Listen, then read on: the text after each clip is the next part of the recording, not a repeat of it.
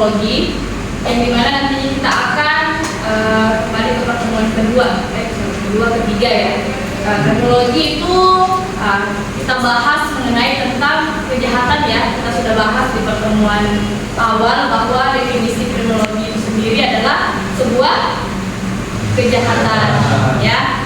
Jadi kenakalan remaja, kenakalan anak remaja. Nah, kalian di sini sudah umur berapa?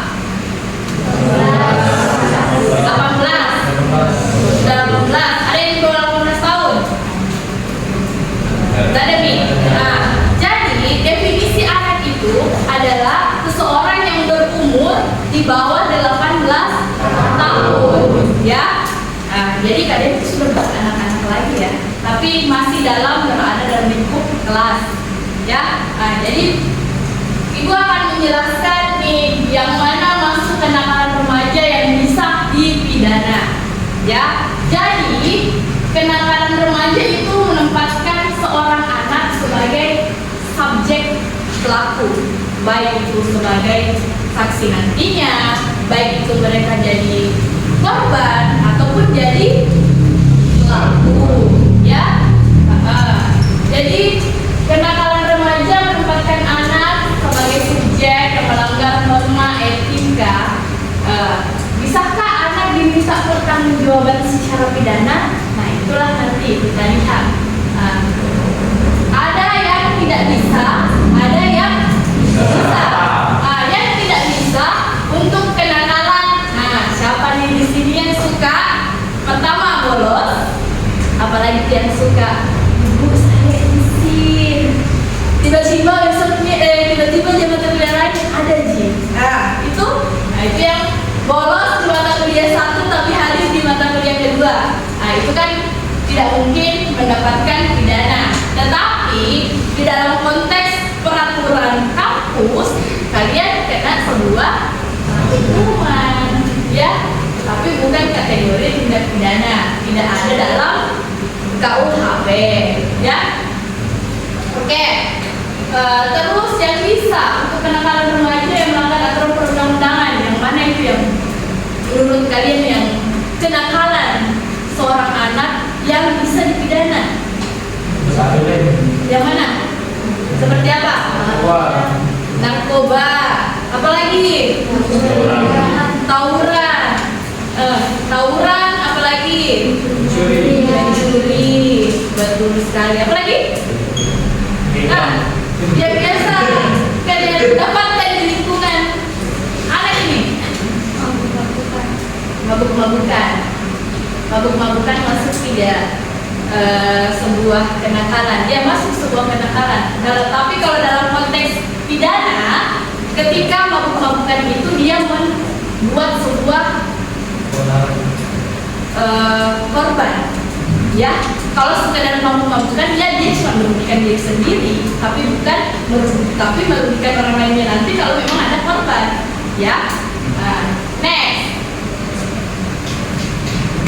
Nah, ini ada pengelompokan 2 golongan remaja.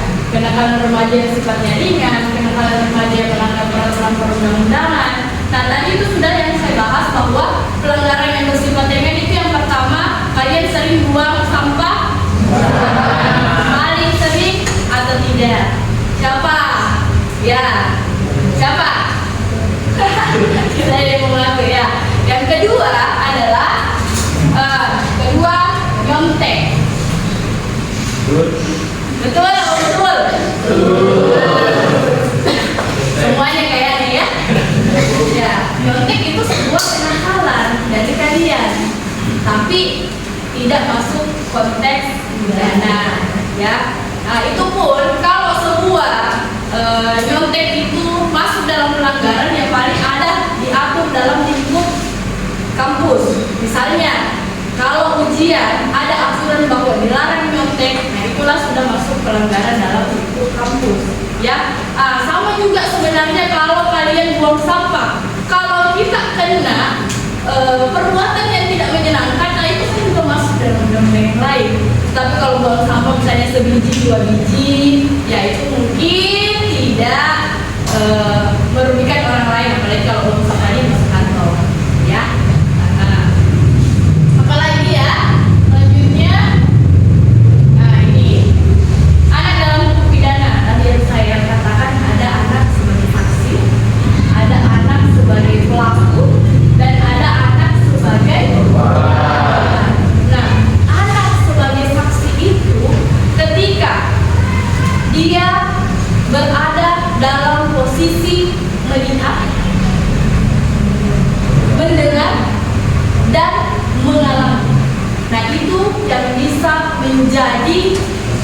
saksi.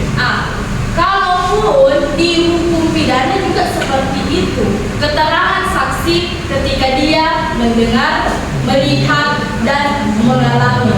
Ya, nah kalau saya kembalikan, kalau yang disabilitas dia tidak melihat, dia tidak mendengar. Nah, kalau dia diutus sebagai saksi,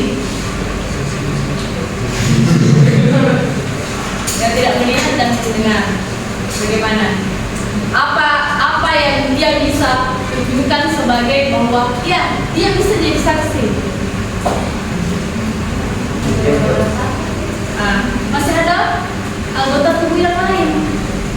Jadi konteksnya bahwa dia tadi bisa melihat dan dia bisa mendengar, ya, tapi mulutnya masih bisa berbicara. Jadi ya, walaupun dia disabilitas, dia masih masuk konteks bahwa dia masih sehat. Dia tidak berada dalam gangguan jiwa. Ya, yang tidak bisa jadi saksi itu adalah seseorang yang berada dalam gangguan jiwa. Jangan sampai di bagian 1, di bagian 2, nah itu yang nantinya, di bagian pagi dia jawabnya apa, di bagian sore dia jawabnya apa, kalau yang seperti itu. Nah, sampai sini paham? Ada pertanyaan? Ada pertanyaan? Iya, silakan. Apakah hukuman pidana anak dan dewasa sama? Oke.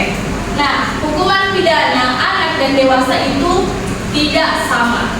Yang namanya anak itu punya punya perbedaan. Karena anak itu mentalnya masih belum bisa teratur. Sehingga kita lihat dulu dari hukuman pidana, seorang dewasa misalnya mereka dapat hukuman 20 tahun, seorang anak itu hanya mendapat 10 tahun. Dan kita usahakan bahwa seorang anak itu jangan satu-satu kurungan yang terakhir. Hukuman yang terakhir itu adalah sebuah kurungan dan penjara. Jadi kalau bisa itu mereka tidak mendapatkan hal itu, kecuali mereka mendapat hukuman 5 tahun, 7 tahun ke atas. Nah, itu pasti jalan satu-satunya adalah kurungan. Ya. Nah, jadi kalau anak itu, kalau misalnya mereka hanya ada terjadi bullying yang tidak memberikan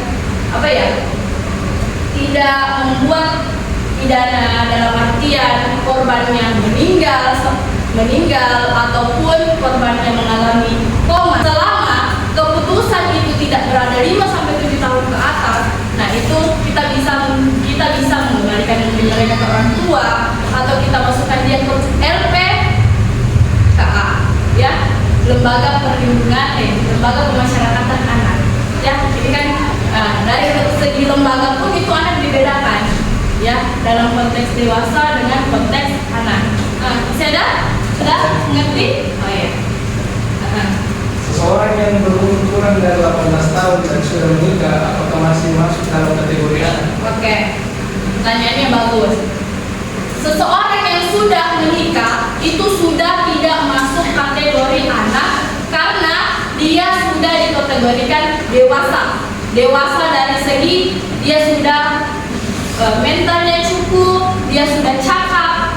Nah, jadi kita tidak bisa mengatakan bahwa dia seorang anak lagi, karena yang namanya pernikahan siap jasmani dan rohani. Ya, oke.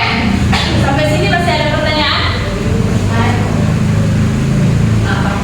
Kalau misalnya masuk pidana itu, kalau kemudian pembulian itu kita kan sudah berada dalam undang-undang ITE. Ya, selama seseorang itu merasa tidak nyaman dan melaporkan, itu akan masuk hukum pidana. Misal kalian body shaming kepada orang, terus mereka tidak nyaman dan melaporkan dengan adanya 2 bukti yang sah, itu bisa dipidana. Ya, oke, sampai sini sudah tidak ada pertanyaan. Oke, ya. Masih ada pertanyaan? Tidak ada lagi ya? Oke, kita lanjut. Nah, ini beberapa 8 sampai 12 tahun, penyidik, pembimbing kemasyarakatan, itu adalah beberapa yang mempertanggungjawabkan dibina, di LP, KS. Nah, yang kedua, kalau sudah 13 tahun, pelaku itu usia ini tidak dapat bertanggung jawab secara pidana, tapi masih belum dilakukan penahanan. Ya, jadi dia itu masih seorang anak itu ada beberapa ya konteksnya, ada yang namanya diversi dulu ya, selama tidak sampai 5 sampai 7 tahun hukuman pidananya ya. Kita diversi dulu. Diversi itu adalah kita merindukan kedua belah pihak untuk mencapai mufakat supaya tidak terjadi yang namanya penahanan ya. Jadi kalau misalnya ya itu tadi yang bullying ya, selama kan biasa kalian bisa lihatlah contoh-contoh kasus yang ada bullying yang sampai korbannya masuk rumah sakit, tidak sadarkan diri ya, tapi karena ya seperti itu tadi, bahwa yang namanya seorang anak itu dia punya undang-undang perlindungan anak, sehingga kita harus mengikuti aturan itu. Kalau kita mendefinisikan bahwa kenapa hukumannya seperti ini, ya karena itulah aturan yang ada pada saat ini ya. Padahal ya mungkin ada korbannya itu misalnya contohnya meninggal, tapi ya hukumannya kembali lagi karena dia adalah seorang anak. Walaupun dia masuk ke lembaga pemasyarakatan anak ya, mereka hanya dibimbing untuk lebih baik lagi ya. Kalaupun nantinya itu mereka berada dalam bimbingan yang sampai 18 tahun, nah itulah nanti mereka akan dipindahkan ke lembaga pemasyarakatan yang memang khusus orang dewasa ya. Ini 14 tahun, 14 sampai 18 tahun anak, usia anak dapat dilakukan penahanan. Jadi ini ada beberapa range umur bagaimana perjalanan pelaku itu. Usia ini anak dapat dilakukan penahanan jika melakukan tindak pidana yang diancam pidana 7 tahun. Ya, terhadap anak bisa ditahan dan diminta pertanggungjawaban secara pidana dengan mekanisme sistem peradilan pidana anak. Ya, oke. Nanti kita bahas lagi selanjutnya di sistem peradilan pidana anak di pertemuan selanjutnya ya. Nah ini kenakalan remaja dan pidananya. Nah, seks bebas, penyalahgunaan narkoba, kriminalitas, tawuran, bullying. Nah inilah semua yang menjadi kenakalan remaja pada umumnya yang bisa dipidana. Seks bebas, pornografi. Nah kalian lihat beberapa kasus pornografi yang konteksnya videonya tersebar ya. Seks bebas ini merugikan diri sendiri, tapi kalau videonya yang tersebar, nah itu baik yang video maupun yang menyebarkan itu akan tindak pidana ya, atau dalam artian saya katakan aktornya yang berada di dalam video itu ya. Oke. Nah penyalahgunaan narkotika, nah ini yang harus kalian ganti ya, jangan sampai gula-gula ternyata narkoba ya. Nah ini yang biasa coba satu kali ya berkali-kali ya. Nah yang keempat, nah ini yang laki-laki paling suka tawuran, yang paling suka berkelahi. Nah ini yang menjadi kenakalan sebenarnya itu konteksnya memang kita ya, mana sih yang dikatakan terlalu baik, kita kadang nakal ya, atau seperti contohnya yang tadi beberapa yang kenakalan ringan. Cuman ini yang harus menjadi wanti-wantinya bahwa kenakalan remaja itu ada yang sudah dipidana, anak itu bisa dipidana. Jangan sampai dikatakan wah ini masih anak jadi tidak dipidana. Memang tidak bisa dibandingkan dengan dewasa, tapi tetap ada yang namanya penahanan kalau sudah mendapat ikrar hakim 7 tahun penjara ya. Bullying, ini tadi pertanyaannya secara forensik maupun psikis, perbuatan langsung maupun media. Oke, sampai sini ya kuliah kita pada hari ini. Mungkin ada pertanyaan, nanti kita lanjut lagi minggu depan. Siapkan memang pertanyaannya, dan Ibu memberikan kalian tugas cari beberapa kasus mengenai kriminalitas, kenakalan remaja. Nanti kita bahas minggu depan. Baik ya, sudah tidak ada pertanyaan lagi ya. Baik, tutup untuk hari ini. Sekian, akhirul kata, wabillahi taufiq.